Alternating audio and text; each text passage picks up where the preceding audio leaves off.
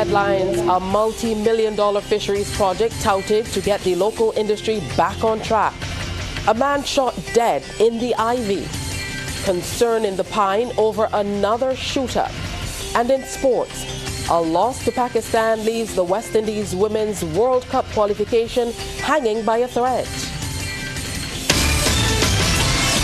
Broadcasting from our studios in the Pine St. Michael, this is CBC NewsNight, starting now.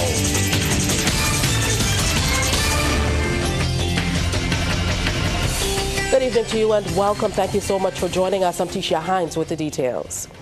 The local fishing sector, which took a major blow from Hurricane Beryl in July last year, will soon be casting its line again. The multi-million-dollar Barbados Coastal Fisheries Resilience Project is being touted as one of the remedies to help revive the critical sector, currently in survival mode. The United Nations Development Programme, in partnership with the Government of Japan and in collaboration with the Barbados Ministry of Environment and National Beautification, Green and Blue Economy, today launched the project. Anesta Henry has that story. Construction of a boat lift at the Bridgetown Fisheries Complex, equipping fishing vessels with modern technology, installation of ice machines for vendors and processors, and conceptual designs for the upgrade of the Bridgetown and Oistins Fisheries Complexes. These are just some of the major plans to be implemented as part of the Barbados Coastal Fisheries Resilience Project. Minister of Environment and National Beautification, Green and Blue Economy Adrian Ford says, in many ways, the initiative will also support the resumption of livelihoods for those affected by Hurricane Beryl and increase the capacity of the fishing community for disaster preparedness and resilience. We also say that in order to be able to attract and have efficient catch, that there must be technology that is able to identify the fish stock even far underneath the bottom of the ocean. Again, thanks to your technology that will be given. And then with your boat building skills, to be able to input that knowledge. We are truly grateful for that. And I'm very excited to look forward to the travel lift and the ability to be able to have those boats out in record time as we look to build a harbour that is safe, that is efficient and effective in its purpose. The Barbados National Union of Fisherfolk Organizations was one of the agencies involved in planning the Barbados Coastal Fisheries Resilience Project. Cluster Lead Prevention, Recovery and Resilience, UNDP, Elizabeth Charles Sumer says Barnufa will also be receiving a piece of the pie. We have elements of support for office equipment. These are all the needs that have been expressed, as well as training for Barnufa members in a number of areas. We did mention fish processing, but also any area that includes institutional development and improving your broader capacity to serve your key function within the sector. And the government of Japan's generous support is making the initiative possible. Ambassador Yusuke Miyasaka says Japan deeply understands the importance of disaster resilience and ensuring sustainable management of coastal fisheries. Through the Barbados Coastal Fisheries Resilience Project, Japan has contributed $2.9 million to help enhance the resilience of coastal fisheries, ensuring that those who depend on the sea for their livelihoods can continue to do for generations to come. Meanwhile, Barnufa President Vernell Nichols says the fisherfolk are welcoming the assistance at this time, when many of them are still recovering from the impact of Hurricane Beryl. I think that it is timely because even at this time, we are still in a struggling situation, a struggling position, and the support to this fishing industry is a great thing. I feel extremely happy that Barnufa was included in the discussions. The Barbados Coastal Fisheries Resilience Project complements government's broader fisheries recovery plan, as well as recovery efforts being led by other international partners. Anesta Henry, CBC News. Thank you for that comprehensive report. Now, President of the Barbados National Union of Fisherfolk Organizations, Vernal Nichols, says fish prices are higher than usual this Easter because there's a severe scarcity. Nichols tells CBC News while Barnufo is aware that members of the public are critical of the high prices, vendors sympathize with them. He was speaking on the sidelines of the Barbados Coastal Fisheries Resilience Project launch. We hope that the public can bear with us, and that at some point in time through this recovery, that we're able to, stabilize and bring these prices to satisfaction where persons can enjoy the fish as they used to. It is not an intention, I don't believe, of these fisherfolk to be out there looking to, rob or disadvantage the public, but because persons, if they look back, they would have seen those good times where fish was quite cheap and reasonable, and where the public could have come in and purchase as much fish as they want and go. Barnufo is hoping more fish becomes readily available in the markets as the Easter holidays approach.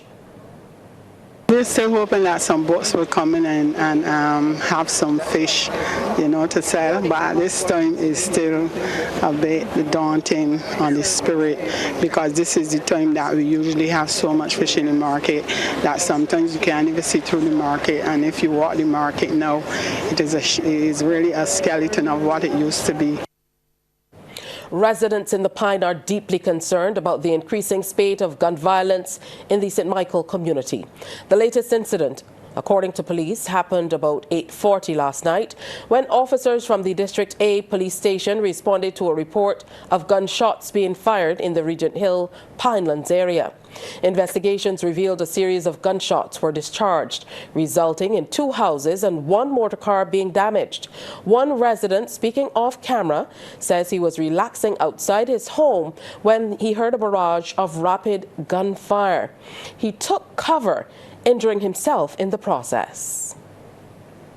Bullet pierced through my door, through one chair, and lodging next. First time in my life I ever experienced anything so close.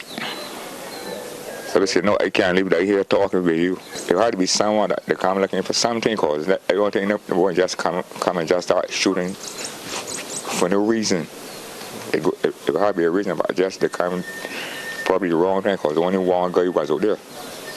Luckily, because more guys they out there, something would happen.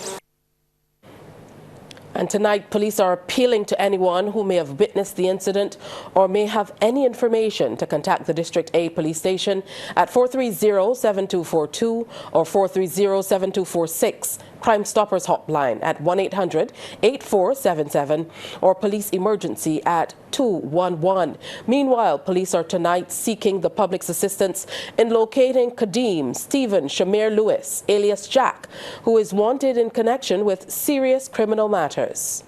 Lewis, whose last known address is Vauxhall Gardens, Christchurch, is approximately 5 feet 10 inches of dark complexion, slim built, with a broad mouth. He is advised that he can present himself to the Criminal Investigations Department at the Oistins Police Station, accompanied by an attorney at law.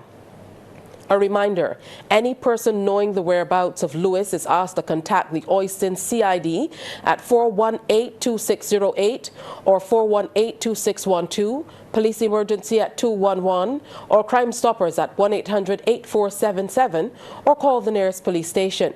Members of the public are also reminded that it is a serious offense to harbor or assist wanted persons, and any person caught committing this offense can be prosecuted.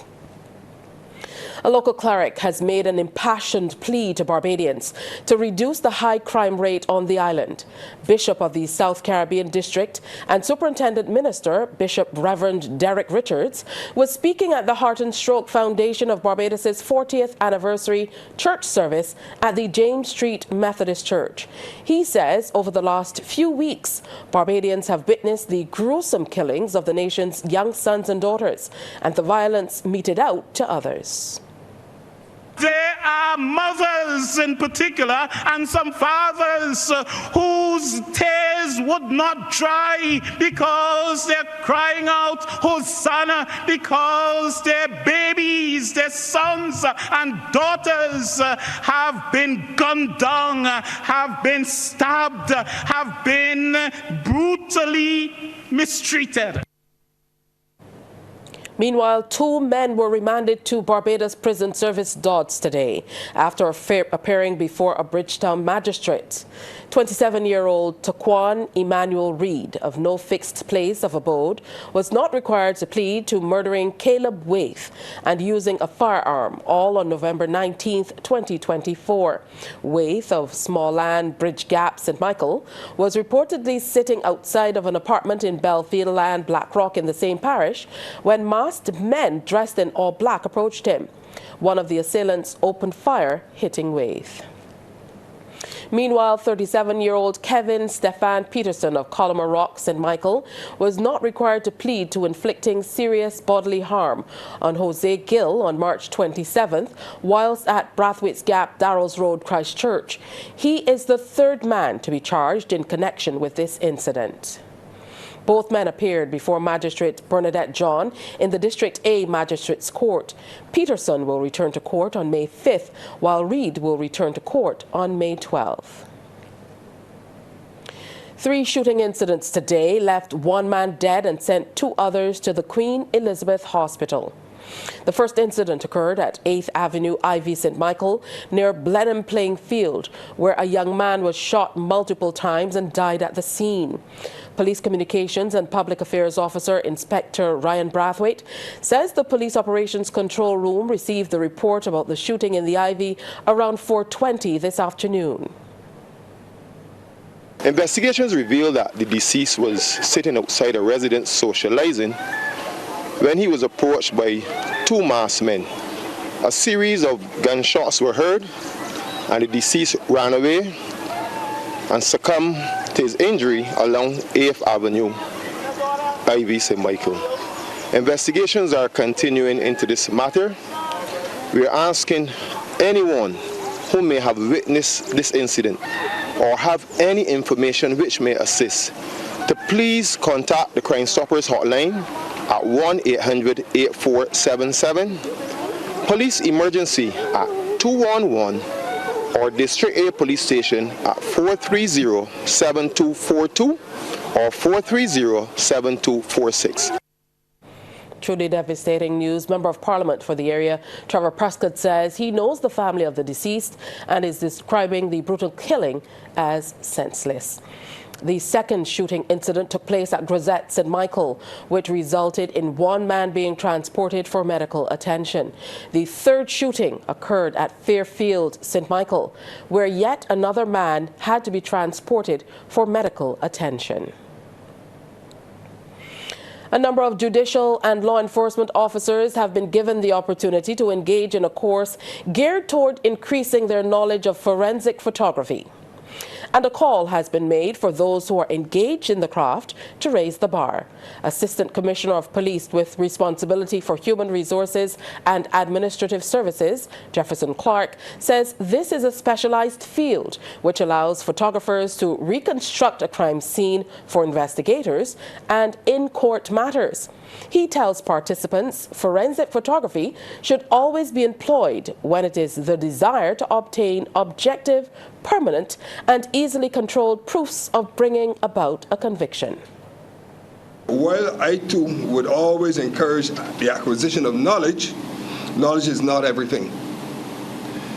As police officers, you must possess not only legal and other acquirements, but you must also have general training, special fitness, and ideas ever ready for development. Of course, this knowledge should be acquired beforehand by consistent application in your everyday, ordinary life. Well, coming up, the Barbados Fire Service is looking for other sources of water besides potable water to put out fires. Fire officials are exploring alternative sources of water to fight fires within the city. Station officer at the Bridgetown Fire Station, Roger Bourne, tells CBC News it is necessary to find alternatives to potable water. He says an alternative is brackish water or seawater. Fire officers were busy in the city exploring the possibility earlier today. He says when a big fire event occurs in Bridgetown, it is an all-hands-on-deck approach. So this initial work will allow for all fire officers to have the knowledge of the established points to access the water from the careenage. What we're looking at, we have various points along the careenage that we can have access to this water so that we can use it to do relay pumping from one vehicle to the next vehicle, so we can have water to use at any incidents within town instead of relying on our potted water sources. So that's what we're here this morning. This is the Bridgetown Port and it's also the Bridgetown Fire Station, but it's going to be for every shift, for every station eventually, because you know when we have a big event in town, a big incident in town, normally we call in as much people as possible. So we want everybody to have the knowledge of all the established points that we're going to create this morning, accessing water from the careenage, knowing how to get the water there and how to utilize the water. Now, Station Officer Bourne says so far they have found a couple points they can use, but they will also explore the Wickham-Lewis Boardwalk to see if there are any points along that stretch. So that if the Treasury has an issue, we know we can access water closer to the Treasury. If there's a problem with any other buildings on the Marhill Street area, we can also access a little further up to get the water closer in. So in terms of Broad Street, we find out a spot that we can utilize. So it's just a matter of testing the equipment, connecting the holes and the equipment and the various appliances to make sure that we now have the theoretical becomes practical. Hundreds turned out at the Hillcrest Community Center in Bathsheba last night for an event nestled perfectly in the midst of We Gather in St. Joseph. It was the pop-up reggae sunset vibes. It featured a number of DJs, the band The Right Side of Red, and top entertainer Lil Rig. Those who attended the picturesque location were royally entertained. From all reports, the large crowd totally enjoyed the show, the surroundings, and the fare on offer. The night's entertainment was organized by Ryan Brathwaite of Ticket Links. He's happy with the large crowd and the response to the event. The organizers of We Gather in St. Joseph are also happy with all the activity and the response from the public. LaSasha Lane is the Public Relations Officer for the Parish Organizing Committee. She spoke on Morning Barbados about this coming weekend's events. This weekend coming on Saturday. We're starting the morning early, 7:30. So we have our fun ride and walk. And that is 7:30, meet us at Grantley Adams School. We're going to walk. We're heading down to Bathsheba area. During the day, we have lots of teaser events in the day. So Tour Barbados, if you're interested in that. We have a treasure hunt during the day as well. In the afternoon, we have our market event, which will be Bathsheba by night. So we're encouraging persons to come down. There'll be lots of arts, craft, food, drinks. So we want to encourage persons to come down. Also on the show was curator of Andromeda Gardens, Sharon Cook. The Gardens is hosting an open day. What we're going to do Thursday, Friday and Saturday, we're going to take people from Rochelle's Garden, a wonderful adventure through Andromeda, because we're taking them down to the bottom part of the garden. So it is an adventure. I mean, as we walk, we will talk about whatever they want to talk about. We're going to try to focus on the wildlife. We're taking them down to our infinity deck, which is inside our ethno-botanical garden, which is all about heritage, our cultural heritage and our natural heritage. The infinity deck is located in our pollinator zone, where we have so many plants, lots of plants that are native to Barbados that are also attractive to pollinators, such as bees, birds and butterflies. So we take them down there, we have a look, we go, wow, look at the butterflies. Not necessarily in that silly accent, but we go, wow, look at the butterflies. We might even have a little competition about counting the butterflies or something. How many different species can we see there? And then we walk back a different route. Sports Night is brought to you by Power In. Pause is power. And by Dasani. Live first, Dasani after. Anne-Marie Burke is here. That means it's time for sports. Good night to you. Good night to you, Tisha. The Cricket West Indies Rising Stars Under-15 tournament starts tomorrow in Antigua and Barbuda, with the Barbados Under-15s taking on Jamaica Under-15s at the Liberta Sports Club. Prior to their departure, the team was at Kensington Oval going through their training sessions, and Anmar Goodrich boys dropped in on one of them. Defending champions Barbados are brimming with confidence ahead of the regional Under-15 cricket competition, which is set to begin this week. The young Barbadian cricketers were hard at work recently at Kensington Oval, going through several net sessions under the guidance of veteran coach Roddy Eswick. Eswick said both the batting and bowling departments will be key, but he's specifically calling on his players to be as disciplined as possible with the ball. In junior cricket, you tend to see a lot of extras, and that's something that we're trying to work on, because I still believe that paces do exist in this cricket. A lot of the other territories will bowl a lot of spin, so that will limit the extras, but we tend to build our game around attacking, batting, and good fast bowling, you know, with the support coming from the spinners. Eswick also indicated that the team was focusing on fitness. 50 overs is a long time. It needs a lot of energy, so that's something that we're working on today. We're really giving them a proper blowout, because they've got to do the admin work Saturday, and then we travel very early on Sunday, so we've got to make sure we leave nothing unturned today. Captain Justin Paris says his boys are ready to defend the title. Obviously, going back as defending champions, I have to be very confident in order to get past Trinidad and those strong teams. Pressure will always be there, but we should be good. Batting will be always crucial. Once we have runs on the board, I think bowlers can defend it. The CWI Rising Stars Under-15 50 Over Championship is set for April 13th to 24th in Antigua and Barbuda. Anmar Goodrich Boyce, CBC Sports.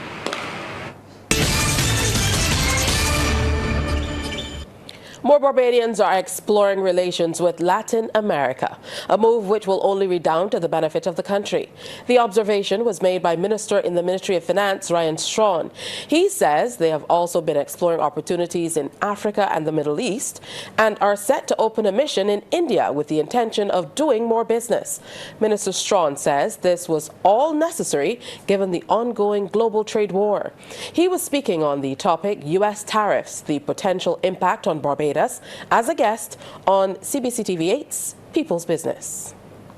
The government has set about a very clear strategy since 2018 in terms of broadening our path with respect to economic diversification, and therefore we have invested quite a bit of resources into supporting businesses to be able to get their products to market, but equally to get into other areas of the globe.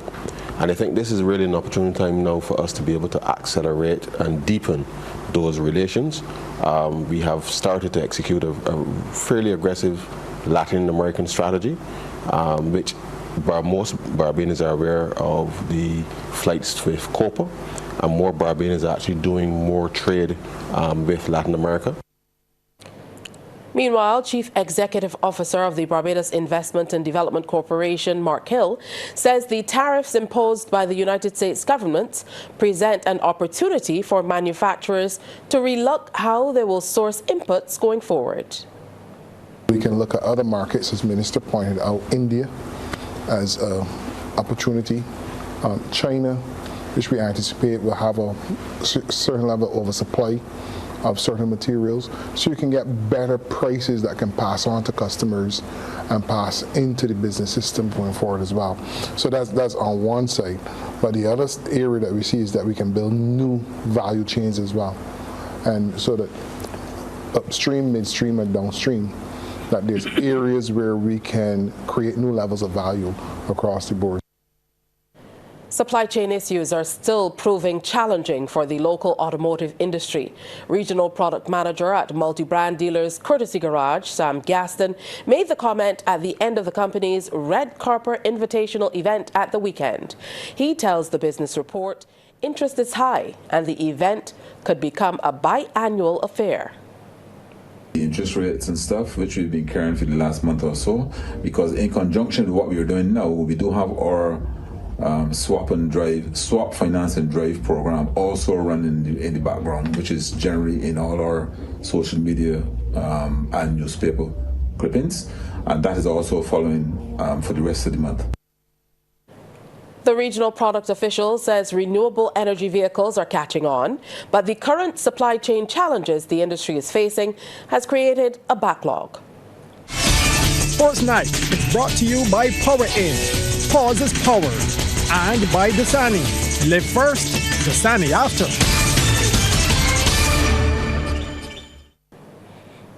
Anne-Marie is back. That means more time for sports. Yes, Tisha is promised to start with basketball. The top seeds 246 Mobile Shot City United Celtics and defending champions Burger King Clapham Bulls both took the lead over their rivals in Game 1 of the semi-final series of the Corporators General Insurance Barbados Amateur Basketball Association's Premier League. Playing last night at the BCC Gym, Celtics brushed aside Island Care Ambulance Service and Body by B Lakers 101-69, while the Bulls edge Fusion Boutique Station Hill Cavaliers 95-92. CBC's Damian Best reports. Game 1 semi-finals day, first on court, Clapham Bulls in orange versus Station Hill Cavaliers. Bulls hit their straps early. Akeem Marsh with the mop-up job had a double-double, team high 22 points and 12 boards. The Cavs were competitive in the first 5 minutes. Corner pocket three, you betcha. The team's not separated by much in the first half. Zachary Cave cleared for a lift-off, bucket and the foul. 13 points in the till. The Bulls, though, had the slight edge at the break, 50-47. Captain Raheem Gibbons from upstairs, Sugar, also had a double-double, 13 points and 10 rebounds. Second half we go. Lovely bounce pass to pick out Rashid Maynard under the cup. Add two. This was poetic justice as well. Devron Knight, hard fall on the attempted two. Add the bucket for insurance. Led the Cavs with 23. Inseparable to end the third quarter, tied at 72. Big time rejection from Knight. Lets Adriel Brathwaite loose. Finger roll. Game on. Bulls made amends in the fourth, going on an 8-0 run. Marsh, spin move, unstoppable. Then Gibbons picks the intended pass. Bulls on a roll. The Cavs needed a big push. Brathwaite aggressive, draws contact, three-point opportunity. Every possession key. Bulls finding a way in the paint to keep the scoreboard ticking over. They actually secure the slight advantage. Anton Winter feeling it, contributed 19 to go along with 11 rebounds. The Bulls would take game 1 though by a whisker. Down moments of the contest. Cavs miss on the attempted tray. Marsh with the exclamation mark, the big flush. Then Otley, he answers, giving a glimmer of hope. But time expires and the Bulls would win 95-92 over the Cavs. The three-point attempt to tie the game and force overtime. A no-go. Chaotic scenes. Heartbreak for Cave. That's the way the cookie crumbles. The second matchup featured Lakers Sports Club in Black Plains City United Celtics. This one was as lopsided as they come. Celtics exploited all the early lapses to lead by 12 at halftime. Joel Hunt, the talisman, ice cold three. Game high 34 points, 13 boards. The Celtics were up 42-30 at the break, and you could see they were the superior force on the court. Kasarian Adams, floater in traffic, 20 points in the till. Let's go to the second half, change of ends. The train still rolling. Theo Greenwich sets himself. Sniper's touch. LSC's captain Keith Burkett with 18 points and Primus Wallen 25.